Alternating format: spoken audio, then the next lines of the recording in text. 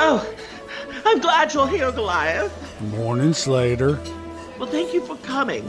I called you here today because of a matter of grave importance. Oh, Lord, Slater, did you run out of that ass lube I sent you again? Oh, Jesus, no, Goliath, that's not why I called you. Fucking A, Slater. I sent you that ass lube so you can squeeze your fat ass into Outlaw Run, not so you could take Jim Reed Anderson down to your basement and have your way with him. Hell, that Crisco worked so good that even I got on lightning rod. No. I've plenty of ass lube. Why I called you here is because, well, as you know, you and me, as the top 1% of the coaster enthusiast community, well, we have a very, very important role we must play. Making theme parks great again. Hell yeah. We're finally gonna fix that damn voyage. Goliath, again, we are not iron horsing the voyage. We've had that conversation already. Well, then why in Dolly Parton's tits did you call me here? The reason I called you is because of the state of theme park podcasts in this country. Have you listened to them? Have you? Unlike the Cook family at Holiday World, we can make a real difference. Slater, you mean Cock family. Learn to speak English. You're in America. Oh, yes, I'm sorry. Cock family, you're right. Well, but unlike them, we actually have the money. You with your oil empire and me with my connections in Hollywood. We can make a real change. Not just an hour-long advertisement for our park every 2 weeks. Slater, are things really that bad? Oh, yes, Goliath, they are. Did you know that there are over 10,000 Disney podcasts alone? 10,000! I thought you liked you some Mickey Mouse. Oh, but of course I do. But only in a 6-way gangbang with Donald, his nephews, and Jim Reed Anderson. Well, we invited Clint Novak that one time, but he did refuse to take off that ridiculous beanie. Do you know what happens when Mouse Cum hits a spinning beanie? It's a mess, I tell you. It's a fucking mess. Clint Novak, you mean that guy who randomly shows up on In the Loop when he feels like it? Oh, exactly. When I'm concerned, In the Loop is the #1 podcast out there, and I think that they record their audio on a first-generation 1970s Fisher-Price cassette recorder. What the fuck? Calm down, Slater. It's not a 1970s Fisher-Price cassette recorder. It's a high-quality Rock Band 1 microphone from 2007. At least that's what I hear their intern uses.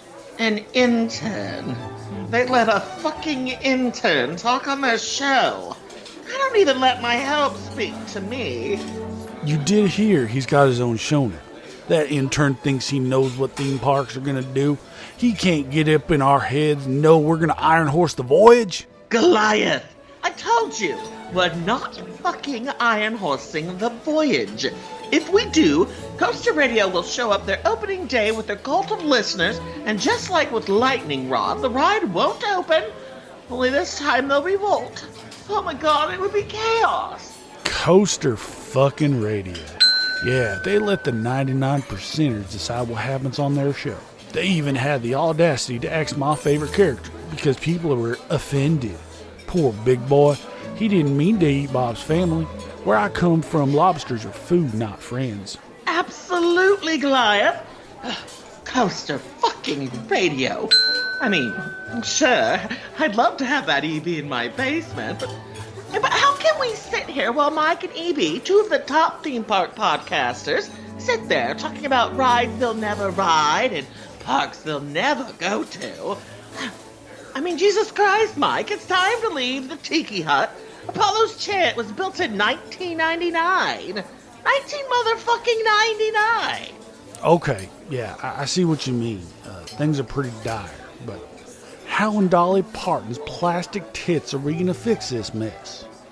Well, I think there's only one possible course of action, Goliath. Yes, Slater. We've got to make our own podcast.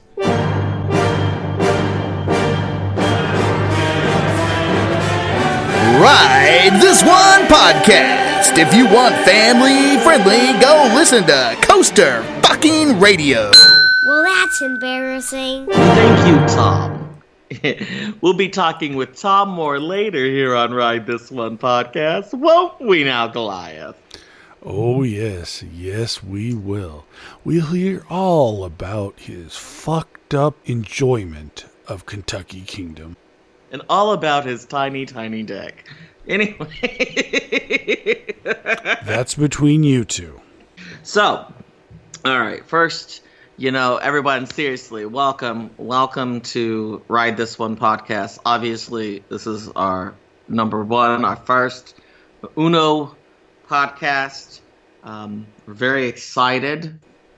Give us more of a chance where we're still learning things, But hey, at least we don't have a rock band. We're not recording with a rock band microphone. It's true, and it's true. And it's just like a hooker. Like a brand new hooker is not gonna give great head. You got to give that hooker a chance. You got to invest some money before that hooker knows how to properly suck your dick. So give us a chance to learn how to suck your all's dicks, within like the podcast realm. So well, him at least. I mean, he likes sucking dick. Not as much as riding the sky ride while sucking dick, but he likes sucking dick. So I'm good. I'm not into scat. Thank you. Don't worry though. To you ladies out there, Goliath here, he is going to eat all of your pussies. Well, I mean, the one lady out there that might listen to the Park podcast, he will eat your pussy. Just give him some time. So I think basically what we're going to do, we're going to keep this free form, I guess. Would you agree, Goliath? We're just going to kind of talk about what's going on out here in the coaster world. We are going to talk about what's going on in the coaster world. And for those that don't know, my home park is Six Flags Over Georgia, as well as Dollywood. And Slater, tell us about your home park. Well, if I'm honest, my home park is Six Flags St. Louis. But like most bastard stepchildren, I do not claim it because I think it's a piece of shit. So I claim Silver Dollar City as my home park. And I pretend that neither Six Flags nor Worlds of Fun exists. So, Silver Dollar City is my home park. It's, I've been going there since I was a small child, and it's better than everything else out there. At least the cinnamon bread is amazing.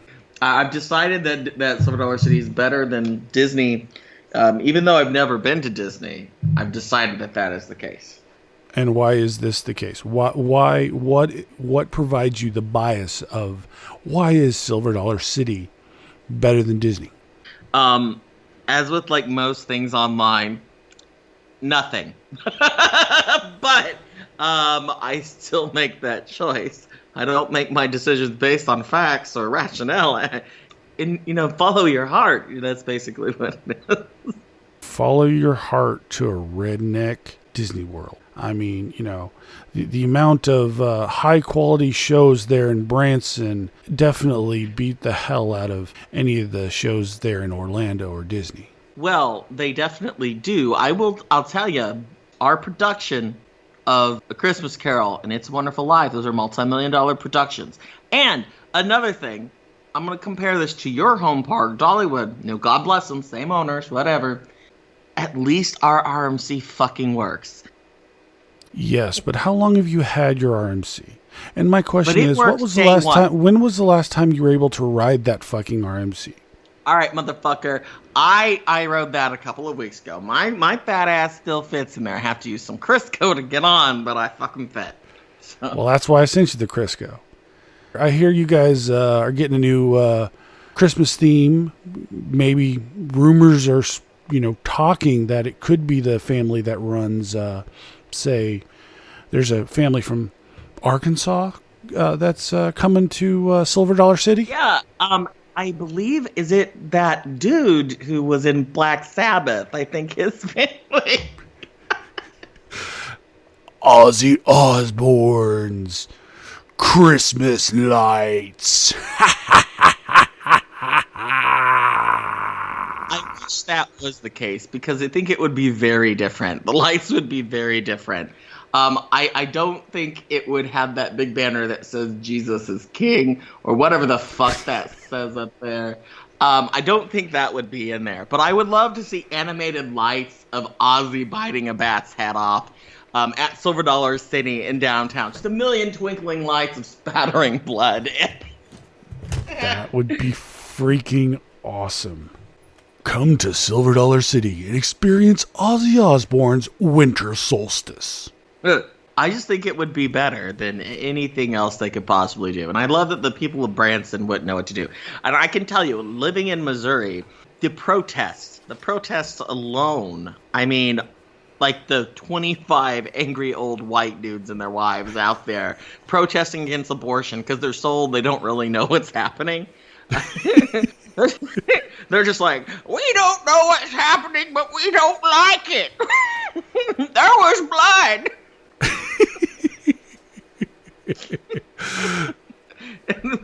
It'll be lovely. But that's not what they're doing. What they're doing is they're doing Christmas in Midtown, which is, we believe they bought a lot of the lights from the Ozzbourne light display that was previously. It was Hollywood Studios, right?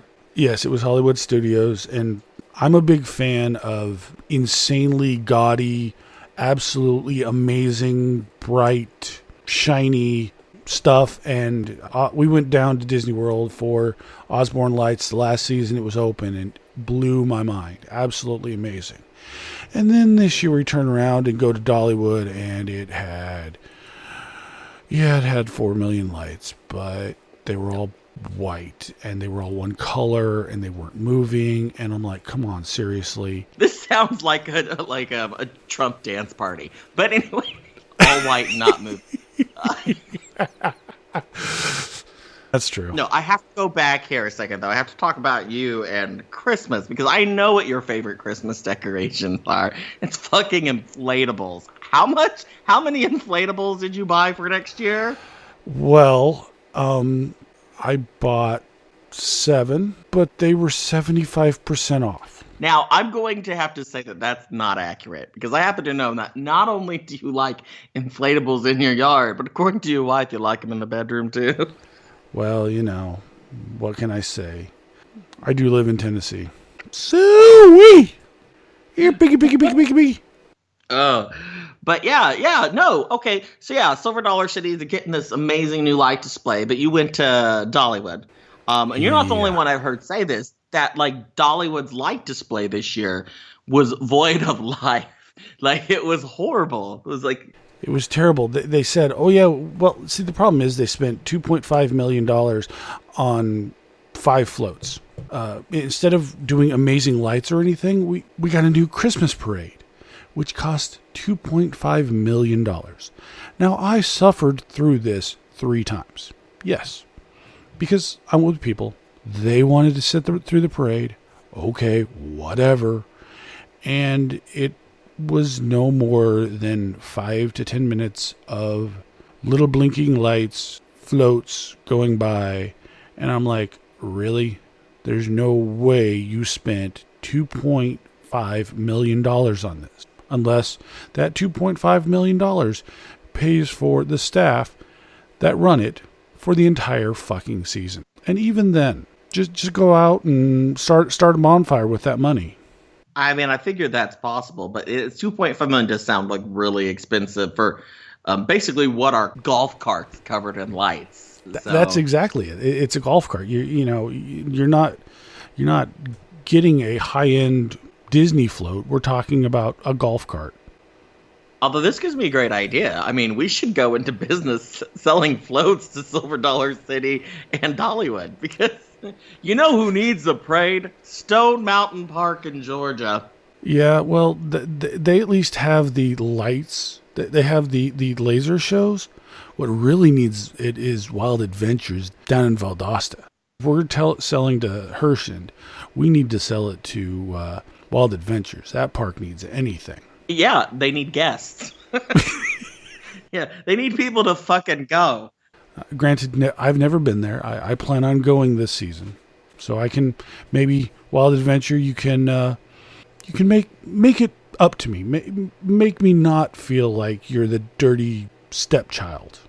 Now I know what's at most parks. I will have to actually look. I'm going to pull them up on RCDB because I need to look at what they've got there. Do they have? I know how much you love your Aero coasters. I mean, do you have anything there that you'd be looking forward to? No. Wow. So is it just like old Vacomos? I'm looking it up as well. There's an SLC. Oh fuck yeah! There's a Vacoma Boomerang.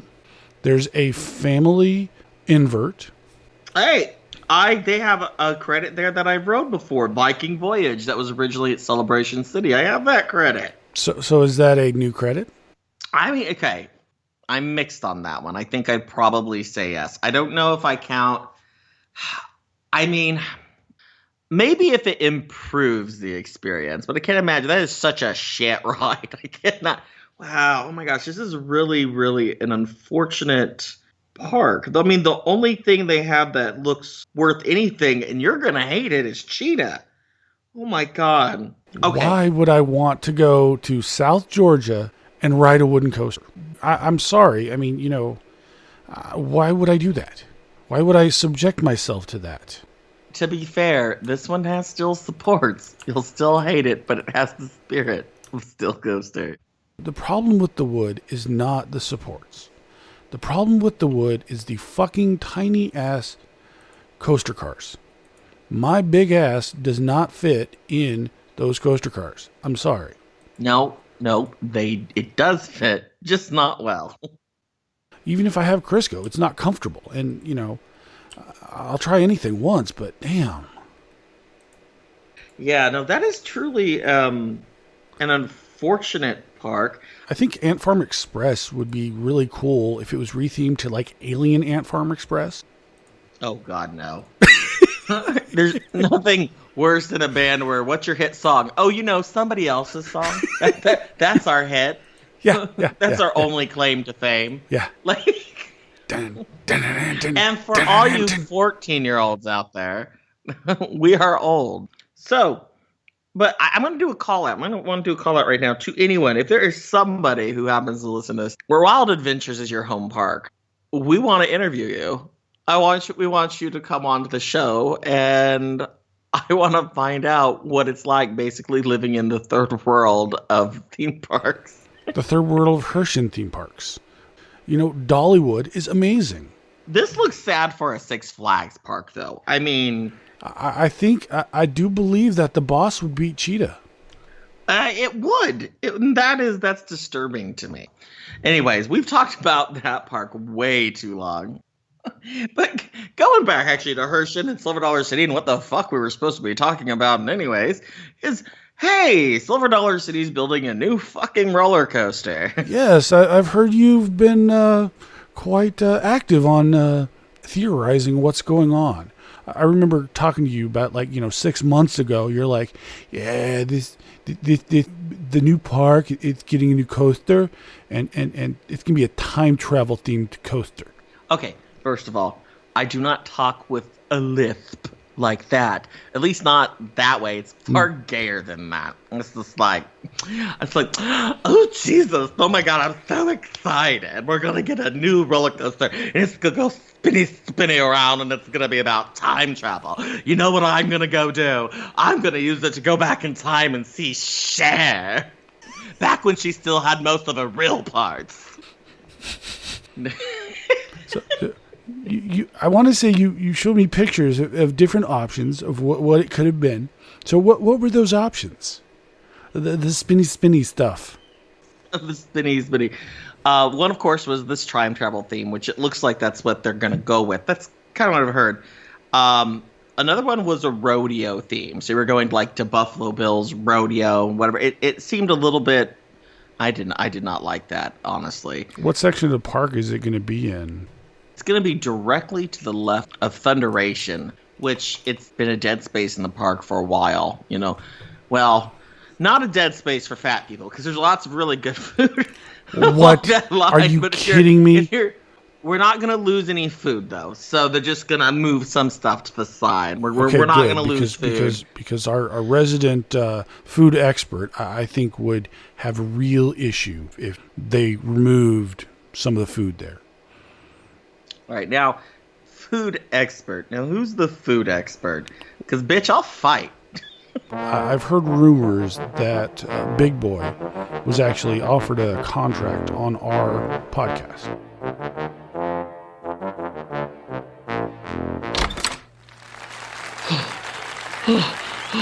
Hey guys, I came in as soon as I heard the news. Oh my gosh, it's Big Boy, everybody. What are you doing here? I felt something dark in the force. What are you talking about, Big Boy? Food leaving Silver Dollar City, young one. Oh, yeah, we were just talking about that. But don't worry, they're not taking the food out. They're only moving it elsewhere. Yes, I know, but it's gonna be a farther walk to the food. That is true, Big Boy, but they're putting in a new spinning coaster, which should make people sick. So that should make the lines for food even shorter. Oh, I didn't think about that. I hope you're right. Well, I'm glad you're here, Big Boy. I wanted to ask you how you've been since you were fired from Coaster fucking Radio. Yeah, I've been okay. I haven't been eating much. I think I've lost some weight. I was at Knoebels the other day, and I noticed that Phoenix, apparently it has airtime. Nobody ever fucking told me that. Holy shit, Big Boy. You know they don't call it the world's first and only stand-up wooden coaster for nothing. Yeah, and I rode the Twister too, and it didn't hurt at all. Bullshit, Big Boy. Don't be stupid. Yes, it does. Yeah? Well, you're just a fucking fat ass. Oh, I'm sorry, Goliath. Well, I've just been really stressed. It's okay, Big Boy. I do have a big butt and I cannot lie. Either way, I can't stay long. I might be in some real trouble, Goliath. I may have let my love of seafood get out of hand when I was at Knoebels. What are you talking about, Big Boy? I can't really talk about it right now. They're everywhere, and they're listening. All right. Well, I hope everything's okay. Did you get the chance to talk with Slater about possible employment with us here? Yeah, I did. But I was filling everything out with my cherry-scented pen, and I got real hungry. And I accidentally ended up eating the paperwork. I'm sorry. Damn it, Big Boy. Well, here's another copy. Just get this back to us as soon as you can. We're really excited about having you on our show. Sure. Yeah. Thanks, guys. I really appreciate the opportunity. There's not a lot of work out there for big boys like me anymore.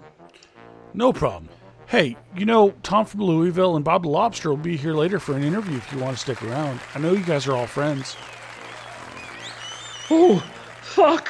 Bob the Lobster. No, sorry. I gotta go. I gotta go now. Okay. Well, bye, Big Boy.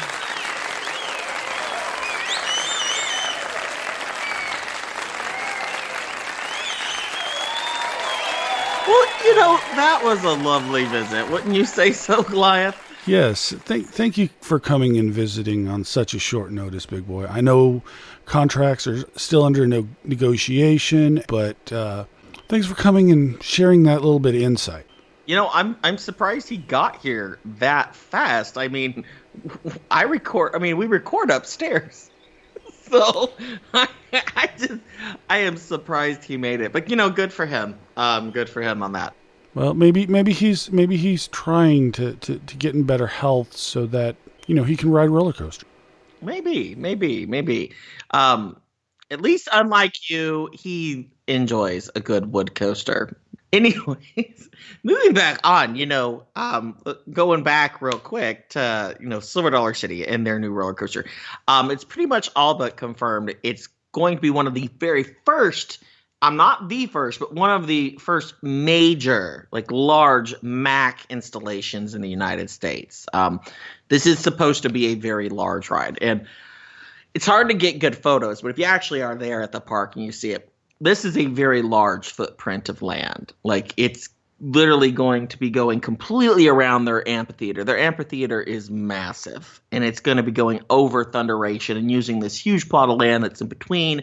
There's going to be apparently at least 2 tunnels from what I've heard, so it will be going underground. So it is going to be a very heavily themed, and apparently it's going to be one of the Mac Extreme spinners. And that's where I'm being semi-serious here for a minute. That's where I'm actually concerned. Extreme spinners. Yeah, well, or in other words, it's gonna ride it once and be like, fuck this ride, because I don't, they make me fucking sick, okay? Now, can't you choose if you spin or not? I want to say I've heard that. That's the rumor, but that is not official by any means, so we don't know. It's pretty sure that whatever the spinning is, it will probably be a controlled spin. It won't be a free spin, so that's probably good. But I mean, if anyone remembers, several months ago, they were testing out the whole thing on Blue Fire. And that looked like a free spin to me, and that looked like fucking insane.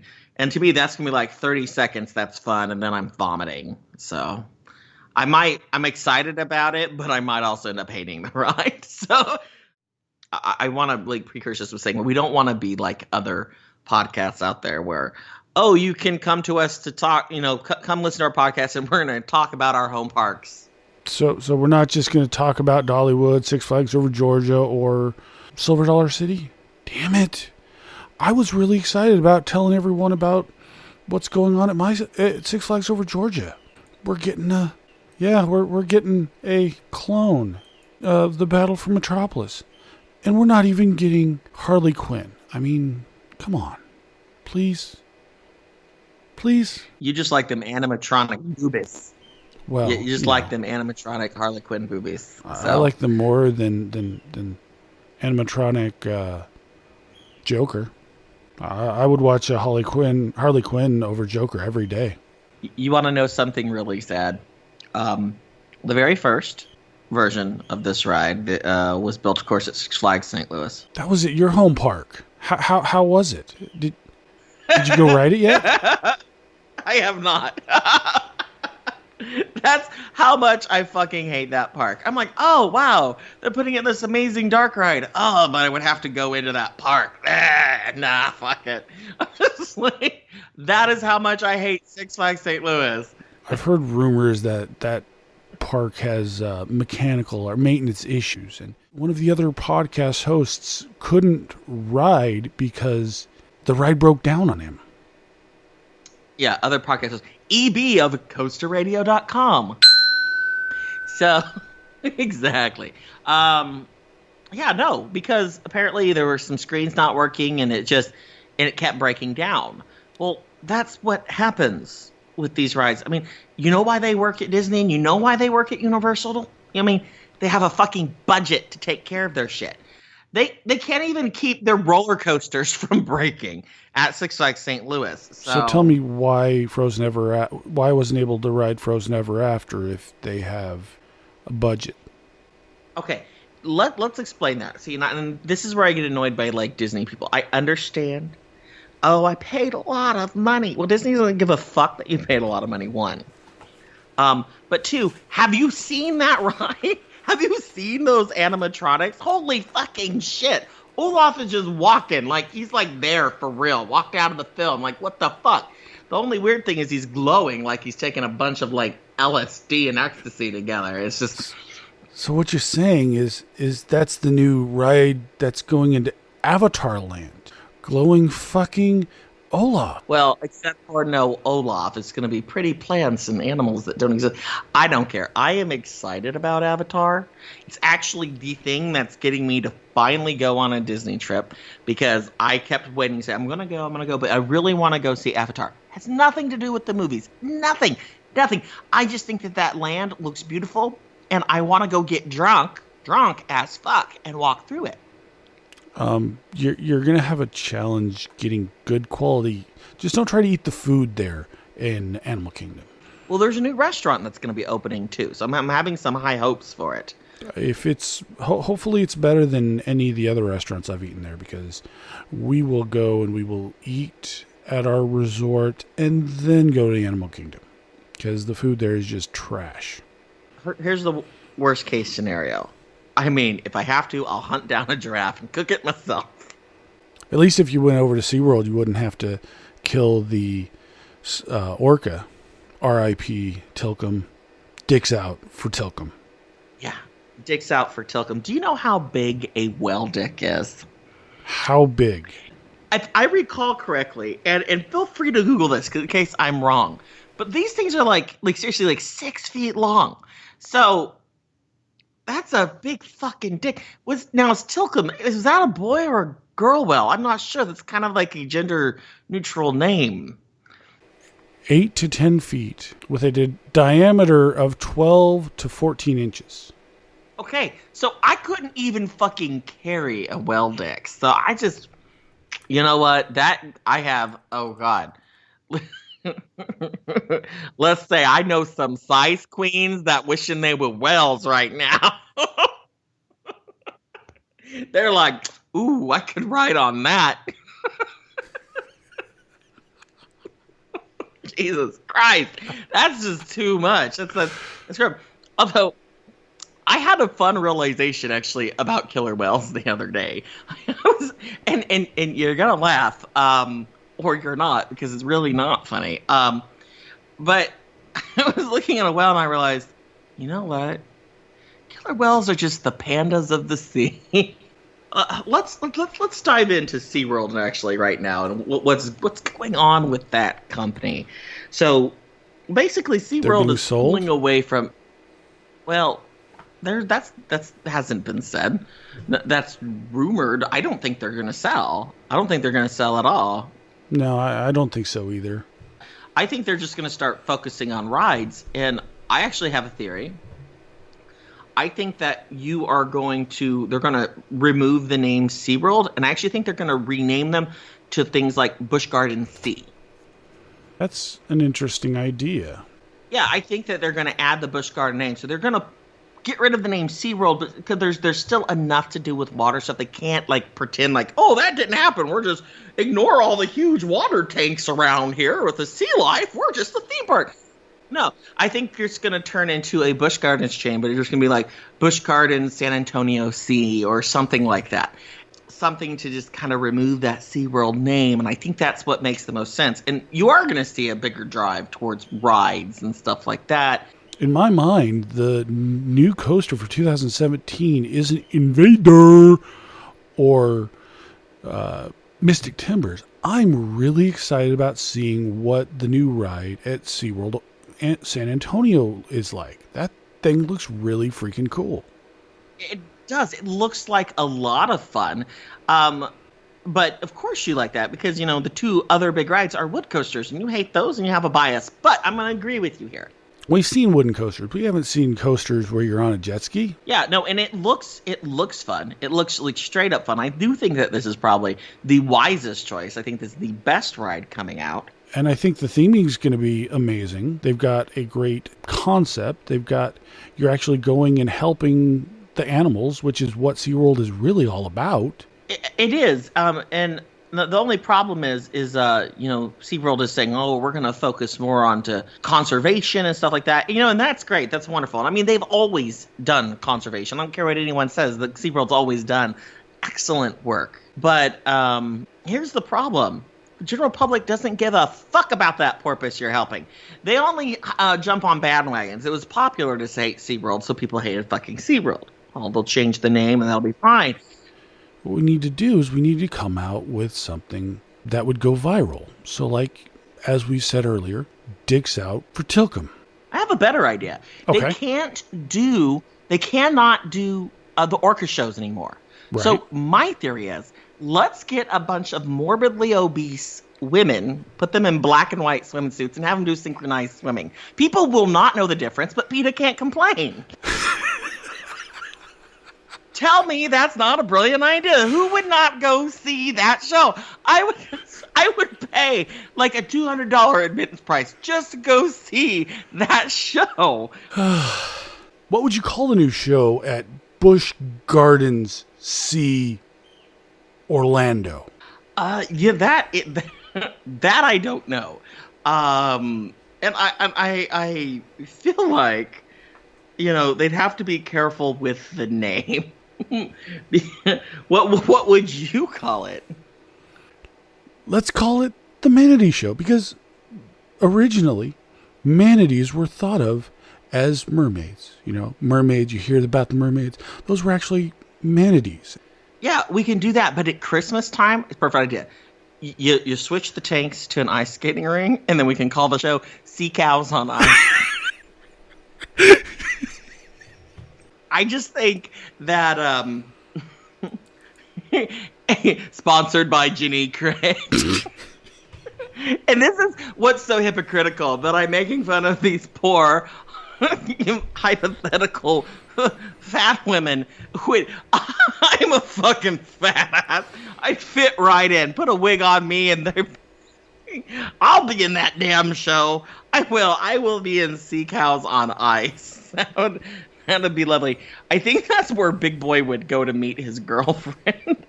The next Christmas show for Busch Gardens Orlando Sea. Sea Cows on Ice. Come see the majestic sea cows as they fall and try to ice skate. I mean, the question is, though, how are you going to get them to go out on the ice? Well, here's my theory. To make it really entertaining, someone should just throw a cake right into the middle. And all of a sudden, these sea cows just swarm the cake. I could see it. Throw a cake and a promise of affection from a man. Turns out the women are heading our way. The ones that were in Washington are now going to be protesting our show. That's right. I hear them. I hear them out there.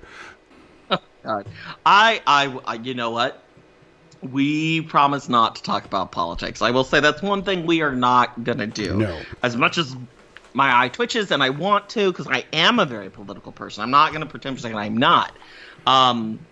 But we're not going to talk about it. No. So I would make that promise to you all right now. If you are a Republican, if you are a Democrat, if you are a moderate, we are going to offend you all, but not for political reasons.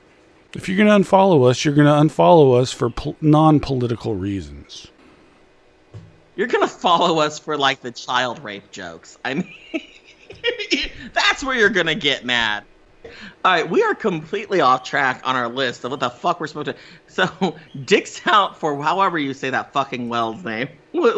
How do you say that, Tilcum? Tilcum. Tilcum. Tilcum. Tilcum. Tilcum. Till I come. Dicks out for him. Whatever, if Right, it's dicks him out. or her, dicks out for Tilcum. You know what?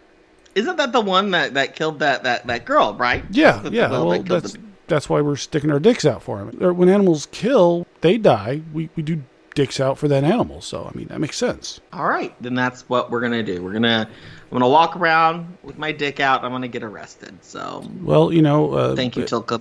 Thank you, Tilcum. You did us a great service. Talking about animals, did you hear the Ringling Brothers and Barnum and Bailey Circus is disbanding? This is their last ever season. That's something that we should put our dicks out for. Now, how am I gonna make this funny? I've already talked about fat women, and now I can't do the elephants versus fat women.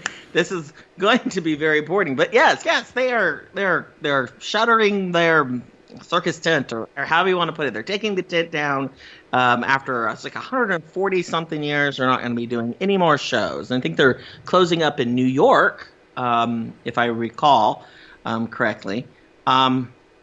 I'm fine with this because I don't fucking care about the circus. You know what the circus is? You know what fairs are? Amazing food. That's what they are.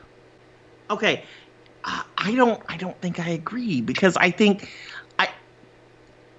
because it's all the same. It hasn't changed. You have cotton candy. Well, I can get cotton candy anywhere. You got funnel cakes. Well, I can get those at any theme parks. You have deep fried Oreos. Maybe. Well, I can get those anywhere. I mean, it's just like, I guess it's not, I don't have that connection, that childhood connection to the circus. The only thing I liked about the circus were like freak shows, and they quit doing those long ago. so I guess it's kind of lost on me. And the acrobats, I like my acrobats Asian. And I like my acrobats wet. I want to go like see your if I'm acrobats wet. Yes, I want to go see me some Zoomanity or some other Cirque du Soleil. I mean, come on. These have you heard about Zoomanity? I have not. This sounds like a terrible show for Animal Kingdom. It can't be any worse than the Rivers of Light. Rivers of Light. That is never going to happen. Well, they keep promising. I'm trying to figure out how they can't do this. It's all in the name, Rivers of Light. Like, why? Why is this so difficult? I mean, again, I really have no right to be talking anything Disney because I've never been. And so I'm owning up to that right now because I know the first typed review is, man, talking about Disney and he never been in that dumbass motherfucker. And I just no, I know I have no right to talk about it, but I'm still going to. Just like everyone else. Right, just like everybody else. But why can't they make Rivers of Light work? They've been doing this for what? Over a year and a half. Right? And that's just since they announced it. They had to have been working on it before then.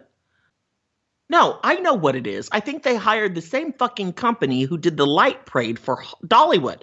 And they did go-karts not realizing that they fucking sink. They're not boats.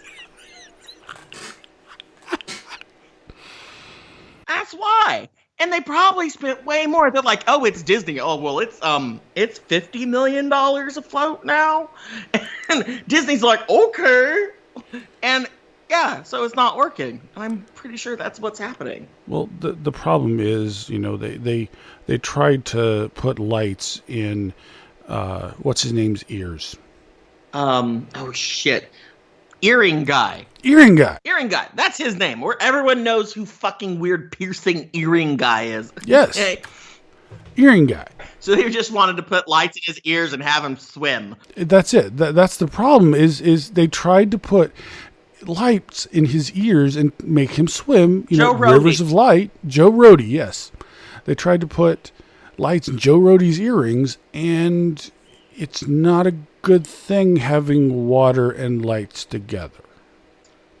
We regret to announce Joe Rohde's electrocution death. In front of a live studio audience. Oh my gosh, it's just awful. Okay. Dicks out for Joe Rohde. We're going to also promise not to talk too much about Disney here. There are plenty of podcasts that do that. As we said, there's literally 10,000 Disney podcasts. 10,001. We're doing another one. We're doing a side podcast. Right. Mouse come. Oh, God. Well, we will do my conquest of Disney because, I've never been. So we are going to heavily podcast when I go. And I will absolutely film the next time I have Disney characters over for a 6-way gangbang. Excellent. I would expect that. But that would only be available to our Patreon listeners if we had Patreon. You know what? I'll tell you what, next time I'll invite Joe Rohde because he has those extra holes in his ears. Unfortunately, they're large enough that, he could get fucked in the ear by Tilcum. But let's start talking about what people actually want us to talk about right now. And that's Mystic Timbers versus Invader. Invader. Okay, Invader. that fucking pisses me off. I don't hate the name Invader. I actually think Invader's a great name for a roller coaster if you actually spell it the way you spell Invader. Well, they got the person that named Val Raven to spell it. Oh my god. They're like, hey, dude, you just named a new dive coaster at Cedar Point. What should we call our shitty ass wooden coaster?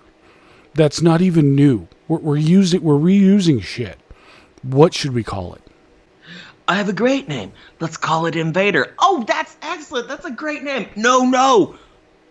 I found a way to fuck it up for you. Let's spell it like this.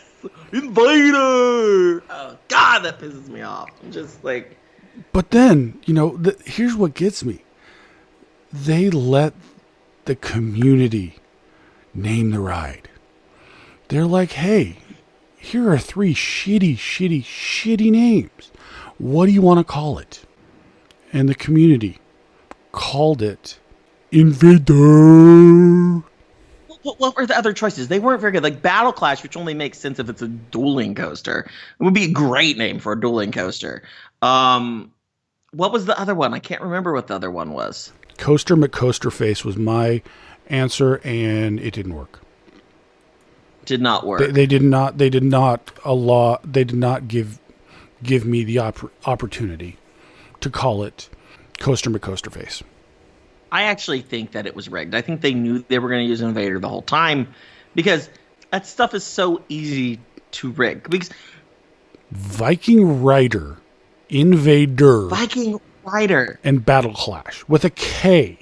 Oh God! Viking Rider sounds like it's a boat that like goes upside down. Like, do you ever remember those rides that at parks, the flat rides that would go upside down in a boat? Yeah, no, and those are awful. But you know what actually Viking Rider sounds like to me? What does it sound like? It sounds almost like a Bill and Ted's Excellent Adventure movie, but they bring a Viking Rider, man.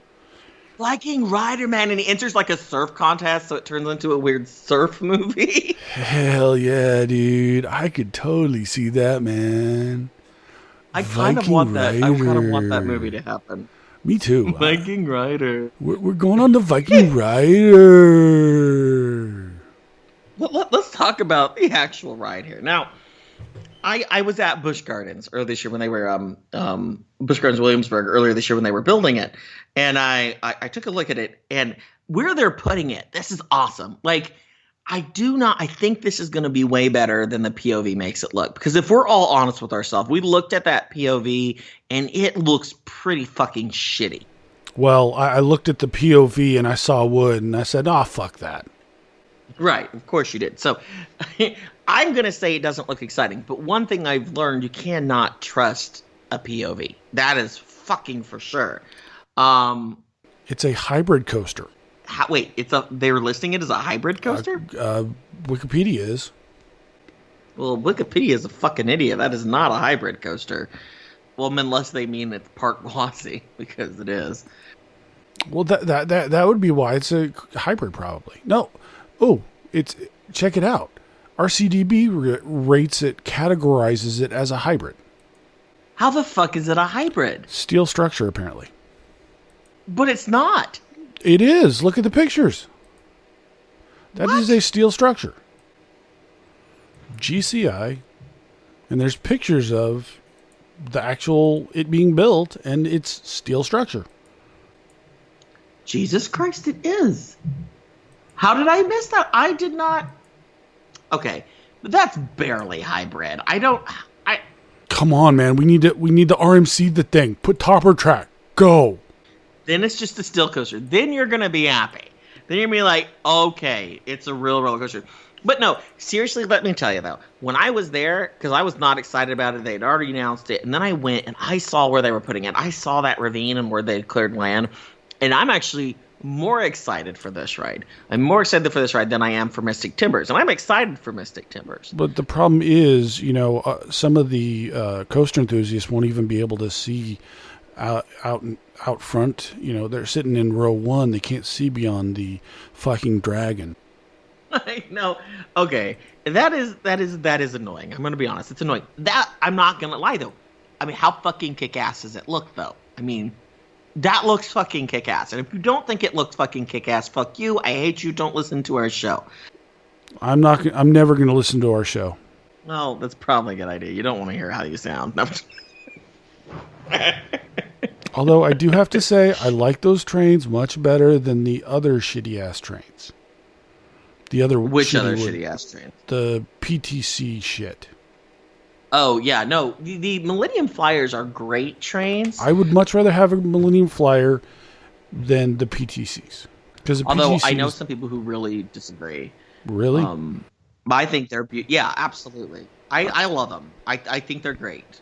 I want to give a shot to that the new style. Gravity Group Timberliners is the name. Oh, the Timberliners, which would have made the Voyage so much better. Maybe. I don't. I want to. Maybe. I don't know if they would have made Voyage better. Anything would have made those fucking PTCs better. Well, okay. I'm not a big PTC fan either, and I think the problem with PTC is, I mean, they haven't advanced. Like, they've done nothing. Like, PTC is like, yep, this is what we do, and we're gonna come to IAPA every year and surprise! Oh, look, we've changed nothing. Oh, well, now we do Elite Car, and we've done some stuff so it can go upside down. I mean, you'll feel like you're gonna die when you're going upside down, but you can go upside down now. I mean, what the fuck is that? Like, they really have not modernized. Why can't we have an open concept train for Wood Coaster? And I agree with you there. Like, even with, like, someone like RMC, I think their trains could be these amazing open concept things that they're not. Like, you're in a fucking box. Why am I in a fucking box? We have moved past being in a fucking box. We've also moved past using wood. No, we have not. Okay. Fuck you. We have this stuff called steel now. And steel is better. It's smoother. It doesn't give you shaken baby syndrome. There's no life in steel. Like, and I love a good hard piece of steel, trust me. But I like a nice piece of wood too. And I love both. I love both. I'm not someone who's like, I hate steel coasters, but I love myself a wood coaster. There's life. They move and they shake, and there's something to them.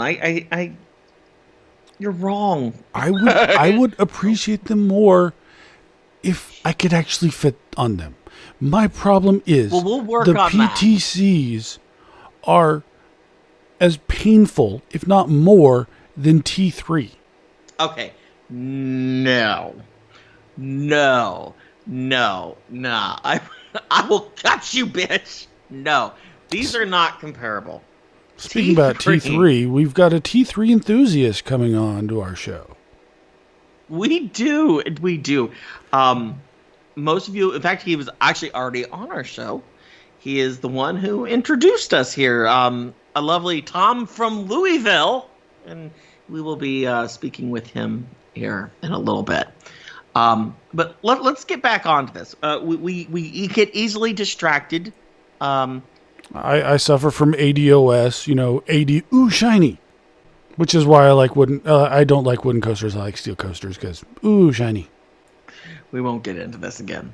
So, but moving back to Invader, like I said, I saw it. I saw where they're putting it. This is a beautiful wooden area, an amazing ravine. I actually think that this is the ride that when people ride it, they're going to go, oh shit, that's so fucking kick-ass. I think that Mystic Timbers is going to be great, but I think that people have so decided that Mystic Timbers is the ride. Like, it's going to be the ride for next year. But Mystic Timbers doesn't have a cool bear on the front of the train. It doesn't. They actually, I mean,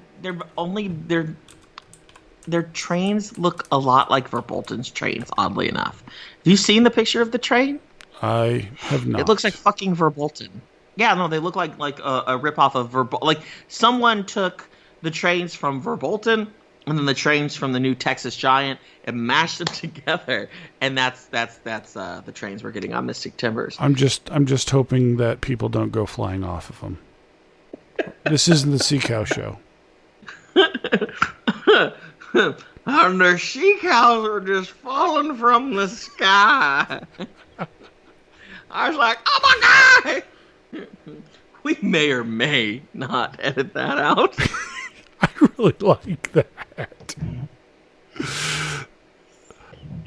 The question is how terrible can we be before people turn it off? Does it matter? I guess it doesn't. That's our whole shtick is if you don't like it, fuck off. But moving back to Mystic Embers. What's in the shed? Exactly. I think that's going to be this ride's downfall. I think the ride is going to be solid. I mean, I don't think it's going to be anything special. I mean, it's an out and back. It's going to be a slightly bigger version of White Lightning. It's a wooden coaster. Apparently a solid ride. Yes, I get it. It's a wooden coaster. But I think people are going to be really... There's two options. People are going to be so wowed by what's in the shed that people are going to not care about the ride, or they're going to be so disappointed with what's in the shed that they're not going to remember the good ride. I'm going to say I have heard from a fairly decent authority what is likely in the shed. Now, one thing I've heard almost definitively is it is actually not a drop track. It is not. But it's actually two things that are in the shed. Well, we know it's three things. One, it is a transfer track. That is what it's going to be used for. But apparently there will be an animatronic. You know that tree? That's what's going to be in there. You're going to have that animatronic tree. It's going to be reaching toward you. But I also heard this, of course, be a lighting package, but that it's going to be a rocking platform. So basically the train's going to pull in there, and as like your whole, like the track will like tilt back and forth left to right. With like fake wind and lights, and that tree is grabbing for you, and like a little show, and then you're going to pull into the station. That's what I have heard from pretty good source, approximately basically what's going to happen. That's, hasn't been done before. But it could also just as well be a disco Yeti situation where it's just like, here's a stagnant like tree figure, and here's some strobes, and oh my God, isn't it amazing? We spent $30. I mean, it is Cedar Fair after all. I'm expecting that you're going to pull in to that area, and they're going to make you put on another seatbelt. Well, of course, Cedar Fair loves to seatbelt everything. So you can't have a roller coaster without at least one or two seatbelts.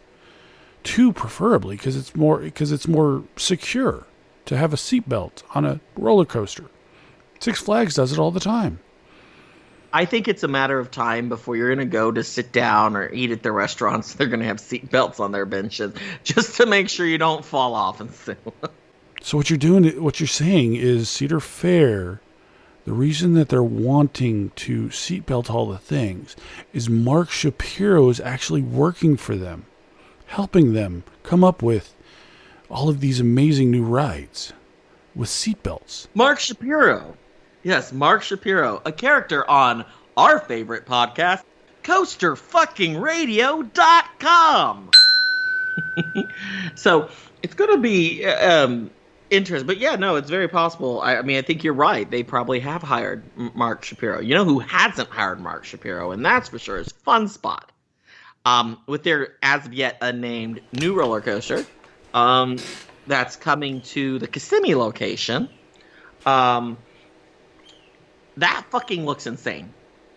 It does. And you're finally... Now, I know you have a hard-on for wood coasters. It's the tiny ghetto park of the Orlando area. And not only do they have one, they have two.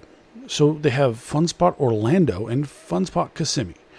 Kissimmee is... Have you ever been to Pigeon Forge? I have. You know how Pigeon Forge has all of that white trash... cheap knockoff souvenirs? That's Kissimmee. Right. That's Kissimmee. And so Fun Spot Kissimmee is a go-kart track that is actually putting in a wooden coaster.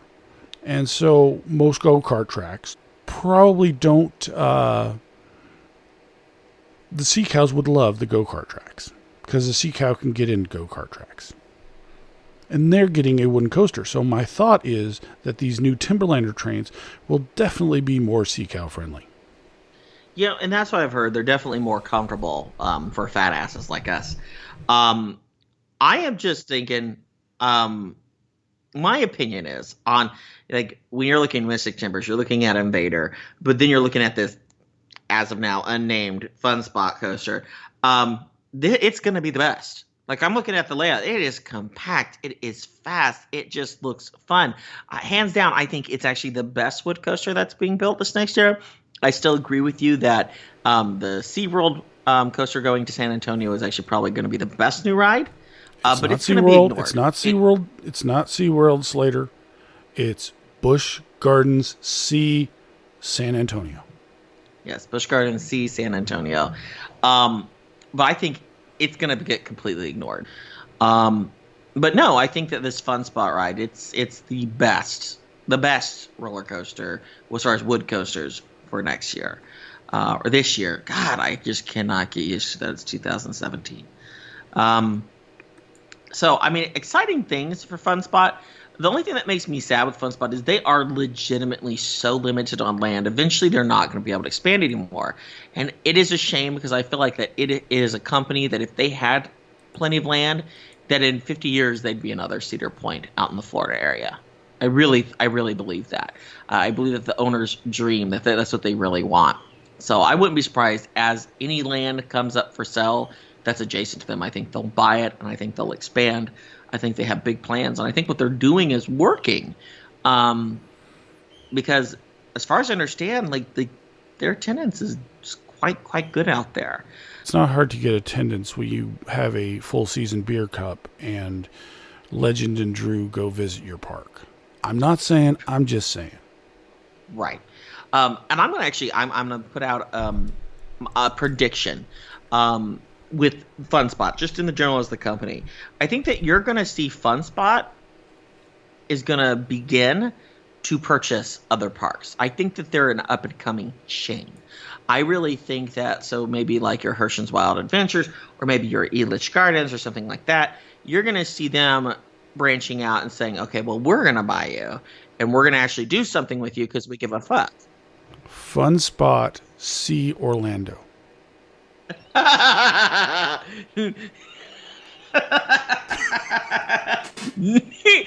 wish that would happen. It can't be any worse than Six Flags absolutely fucking over my home park as a kid. As a kid, my home park was Marine World Africa USA, which then got ran by Premier Rides into the ground, and Six Flags bought it, and now it's Discovery Kingdom. While I'm aware of that park, I have little knowledge on that park, and there's probably a reason for that. Like, I'm assuming that it's shit. So what's even there? Like, what's like Discovery Kingdom? Weren't they the first one to get the premier multi-launch? Like everyone calls them Tempestos, even though it wasn't the first one. Yeah, they've got a premier launch. They've got the best floorless B&M. Hydra is the only amazing. One with the sea serpent. It's the only one with the sea serpent, and it fit the theming at the time because it was originally a animal park like Fun Spot Orlando Sea. Well, that's right. They're the one they just got Joker. They had Roar and they converted it into Joker. So I feel like Six Flags is putting money into that park again, but they don't have a lot of land as far as I recall. They don't, and they also have a height limit of 200 feet that the city of LA will not let them go above. But I don't think that's a big deal. I think people worry too much about height. A good ride, height, I think, has very little to do with it. I think what you do with what you have is what I mean. Because look at Alton Towers. I've never been, but every person who's rode Nemesis still swears it's like the best fucking inverted coaster out there. I mean, they don't really say anything else about any of their other rides, but let's pretend that's not true. So, I don't know. I don't think it's as big as a deal as people make it out to be. But it was what was really cool was Marine World Africa USA was an awesome zoo type park. And then they decided, oh, hey, we're going to add roller coasters. And that messed with what it was. It was great. So much fun. Going and watching the whale show as a kid with Yaka and Vika, so many good memories. And then they decided, oh, hey, we're going to turn it into a roller coaster park. All right, I think it's a pretty simple concept. Corporate and anything to do with animals does not work because I think it almost has to be an independent, family-owned park. You have to truly love that park if you're going to do a combination of animals and rides. We're even seeing that right now with what's going on in Busch Gardens, Tampa, because they're shutting down slowly all of their animal exhibits. I mean, it doesn't work unless you're willing to put in the money. They're willing to put in the money to put in the giant brand new B&M, but they don't like the continued cost of feeding the animals, and it turns out they die if you don't feed them, and it's illegal to not feed them. So that's why we go the Disney way and just do animatronic animals, especially those alligators in the lagoon. I promise that was just an animatronic. Maybe Disney's getting a little bit too real with their animatronics, and now that they are eating small children. Hey, we don't know. Maybe that kid's dream was to be getting eaten by, an alligator. Maybe that was dream. Maybe Disney just made his dream come true, and his parents just didn't know. Maybe he's like, you don't know how shitty it is with my parents. Please send an alligator to eat me. And Disney's like, okay. Give kids the world. Give kids the world. All right. Again, we keep coming back to Disney somehow, and we've swore we're not going to be the fuck you, Disney. I think they put something in the water. You do realize that most of this conversation we've had a long conversation about Orlando in its general area. No, I fucking know, but you know why? That's because that's where stuff is happening right now. There's not a lot happening in the Midwest right now. Now, I think in 2018, that's going to be very, very different. I think we're going to have a lot of stuff going on for your regional parks. But there's not a lot. I'm hoping that they will get more steel coasters because we're not getting anything.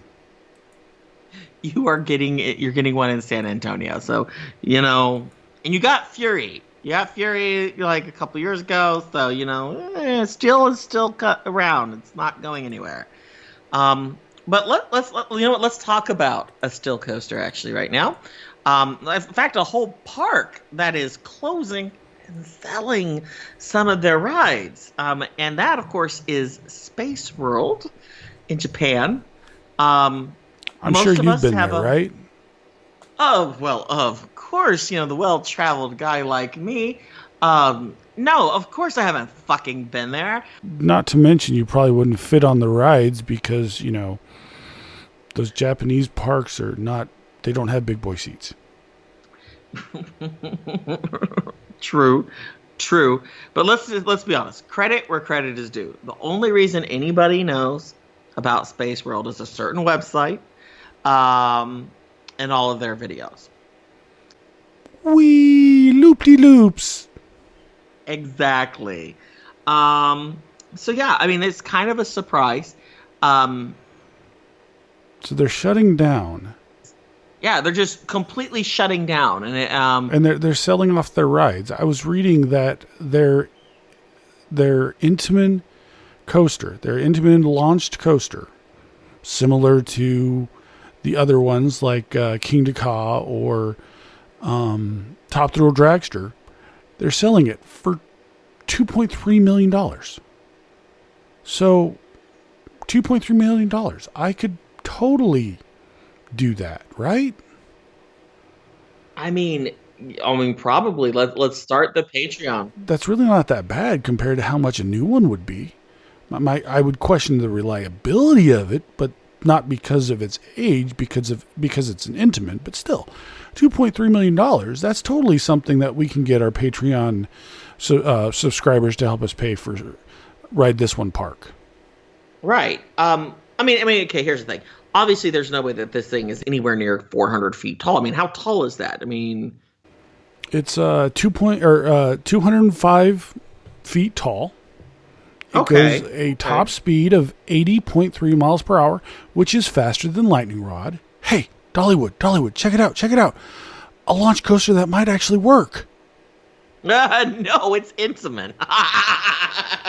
But it might kill somebody.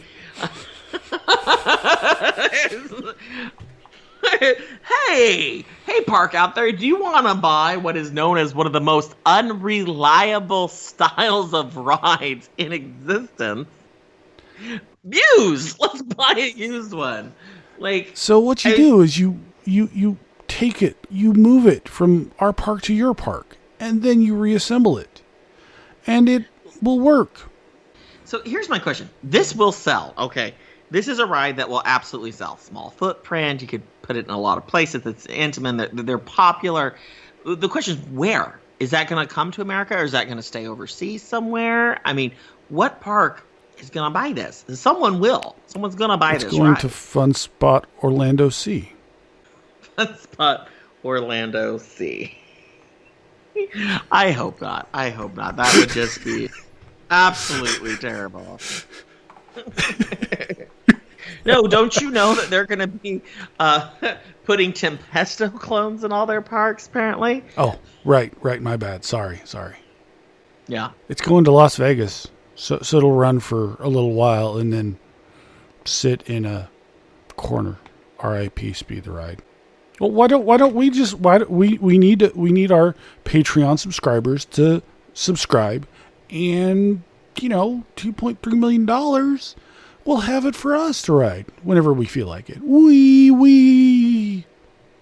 Well, we definitely need ongoing subscribers just because of the sheer maintenance. One of those. Okay. Well, not only that, so Space World's selling that, but it's not the only park that's starting to sell stuff. I hear Knott's Berry Farm is actually starting to sell out some of their animatronics. Oh gosh, Knott's Berry Farm. Okay, so yes, let's talk about Knott's Berry Farm right now. Jesus Christ, fuck you California and fuck you Florida. Why are you all the monopoly on theme parks? Fuck you guys. Anyway, let's start though with this animatronic. Now, this is not something I know a lot about. You're definitely going to know more about what's going on here than I do. Now, I know they redid their Flume ride recently, and then what was the other ride they redid? They redid their Mine ride, I believe. Okay. And both of those, and I guess what they're selling off is they're selling off old props, old animatronics. I'm assuming, is this like a charity auction, or are they just selling it to make money to clean up all of the shit that is caked to the walls in their sky cabin? That's what they're doing. They had an issue with their sky cabin couple of years ago, couple weeks ago. Last week, couple weeks ago. Yeah, it's recent. Recent, and they turned it to a into a giant toilet in the sky. And so this auction where they're going and selling off really cool members of their old, they're selling off artifacts from Ghost Town, Camp Snoopy, and the famous Mrs. Knox Chicken Restaurant. Theme park rides, Knox Scary Farm, and Walter Knott's archives. They're also selling historic signs, antiques, important theme park vehicles, player pianos, vintage coin-operated machines, photographs, and much more will be part of this collection offered for the first time. And I think just you saying what's being sold, like there's not stands out there that are just like got their cock in their hand, are like, oh yeah, keep going. They're just that excited about it. I mean, to be fair, if this was Silver Dollar City, I'd have been like already gotten off of here. I'm like, I'm going. I gotta go buy some shit I can't afford. So that's actually not a lot of parks actually do that. They don't sell to the public like that. No, it'd be pretty cool. It's smart. I think that more parks need to figure this out. It's kind of like when Islands of Adventure, took out the Hulk, and they just scrapped those trains. And except for the one that goes over the stadium. Right, goes over the entry. Which, I appreciate that they did that. But my thing is, they could have, at least made some money selling, like just bits and pieces. We're fucking stupid. Coaster enthusiasts, we are dumb. We will literally buy fucking trash. Okay? An old restraint, it's sweat stained and gross. I mean, I don't know what fucking filth is growing on an old restraint, but we'll still pay $50 for it. And our poor GP friends will come over and be like, look at this is exciting. No, don't you understand? This is a lap bar from Grizzly. And they're like, what the fuck is this? Oh, you don't understand. It's really cool. And they're like, no, it's fucking not. You need therapy. It's not cool. But we want it. We want to buy it, and we will buy it. So I'm glad to see Knott's is figuring this shit out. Like, sell us your trash. Yay. You know, I did hear something really interesting, and we'll only really know won't know if this is actually happening until we get the full list of what they're selling for this auction. But I hear that the seats on the Sky Cabin are going to go up for auction, and I guess it's to make room for, instead of standard seats, they're just going to put toilets in. That would make sense. I mean, that it is an Intamin, so you know that Intamin reliability factor is an issue, and so you got to build in for the Intamin reliability factor. Well, and Knott's just needs to, I think, not build anything that's a tower. They have bad luck. So they in fact, we in fact got Knott's mistake with their wave swinger or whatever the fuck those things are. They put it and they sent that to Worlds of Fun. That did not open until the end of the season because it had issues then, and it still has issues. Was it RMC that was in charge of moving? I don't know who moved it. I honestly don't. It took them forever to open it. I mean, it's a tower ride. These are things that, should take a month, like from beginning to end, like construction to open. They're not complicated rides. These things are so broken. This is such a broken kind of ride. And it's down half the time now, even at Worlds of Fun. It really should have been thrown away. Or sold to enthusiasts. Or sold to enthusiasts. Although I don't know who would want that. I don't know. Although I suppose maybe there's someone who was stuck on the wave swinger who maybe formed an attachment with how long they were with their seat. Oh, the good times. And you know that people have obviously signed something about getting stuck because there's nobody sharing their stories. No one. So they obviously signed you shut the fuck up paperwork and we'll give you something. How much would it cost? I know this was something that was referred to on our favorite theme park podcast, Coaster Fucking Radio. They just recently did a section on this. My question for you is, what would it take for you to get stuck on a sky ride like that? What would a park give you to say, okay, I will give up 8 hours, have to shit in my seat? Okay, because to me that was the big one.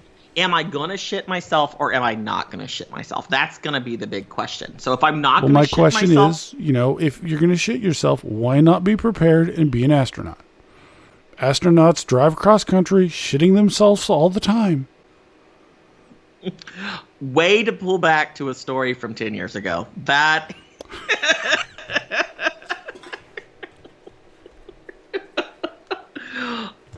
Oh my god. Wow. Okay. Did you hear? They landed on the moon. I thought it was a pretty funny story back then, so I figured, why not throw back? It makes sense. It is. I really actually think that if Disney had themed Mission Space based on what happened with that movie, that would be a far better ride.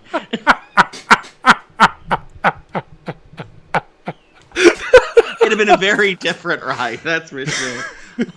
So what they would you'd get in your car, you'd set up, get your diaper on, and then you get in the car. So it would be a dark ride, a car dark ride, and you could select like Test Track. You can customize your car. Well, let's customize what we have in our car. Do you include a toilet in your car? Do you include a mattress in your car?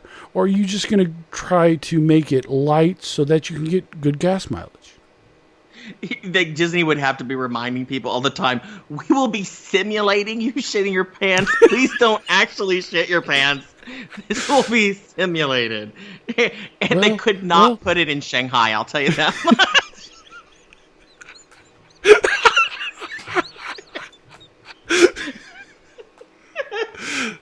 I mean, oh God, this needs to be a ride.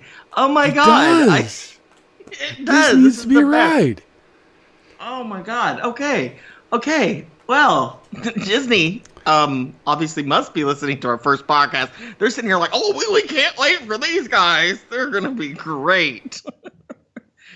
So we're gonna move on from obviously Disney parks, which are obsessed with castles apparently, and I know nothing about this. Something about a Legoland castle. What the fuck is this? You're gonna have to tell me on this. Legoland is building a new hotel. It's a Lego castle, or it's a hotel that's fully Lego themed, and it's made to look like a castle. That's a new hotel that they just announced. Okay, this is interesting. This is interesting. Now, where are they putting this? Where's this going? So this is Legoland. So Legoland in California, under construction, they have a 250 castle-themed rooms opening in spring 2018. Okay. It stands 3 levels tall. So it's like 3 stories tall. Unlike the first hotel, all of the rooms will feature a Lego castle theme of some sort. Some themed to knights, some themed to princesses, wizards, and more. Along with the hotel staff, will all be dressed and themed appropriately. Okay, here's the problem. Here's what's going to happen here. This is going to be a popular hotel, but it's not going to be for the reason they think. They're going to have all these people come in. They're going to be like scrambling to get the dungeon room. Oh yes, we want the basement room, or these would be great for those LARPers that come to Comic-Con. Oh God, this is going to be like the perfect hotel for Comic-Con people. I'm going to call somebody out right now. Now, this is a good friend of ours, and I'm going to use his name, and I'm not going to edit out. Chris Rankin is no way not like jacking off to the idea of this hotel right now. Like, this is totally his thing. Now, our friend Chris, he is the Lego guy. Like, he is obsessed with Legos. So I feel like I want to have him come on. And I'm going to make a promise we're going to do that. No, come on, and we're going to have him talk about this. We're going to have him talk about this. In fact, I want to find out when he's going, because there's no way he hasn't already booked a room, right? Like, and it's castles themed, so we all know that one of his most famous conquests was Cinderella. So I wonder if he's hoping that she's going to be there. Maybe he's hoping that they worked a deal out with Disney to borrow Cinderella for the time he's there. Wow. Yeah. Okay, so we're definitely going to have Chris come on, and we're hopefully get a review of this hotel from Chris, at least in the future, because I've got to see that. I need to see some pictures of this. I need to learn about this. I just hope that they use super glue when they build it. Wow. Okay. We've actually talked about a lot, and despite our promises, mainly about Florida, California, Disney, and all that shit you hear on all those other podcasts. We're hypocrites, whatever.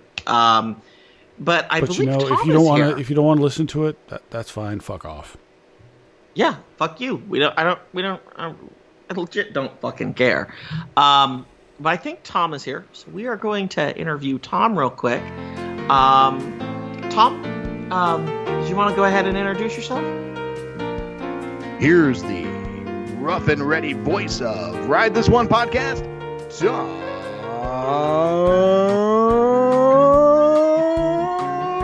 Schultz. Beautiful.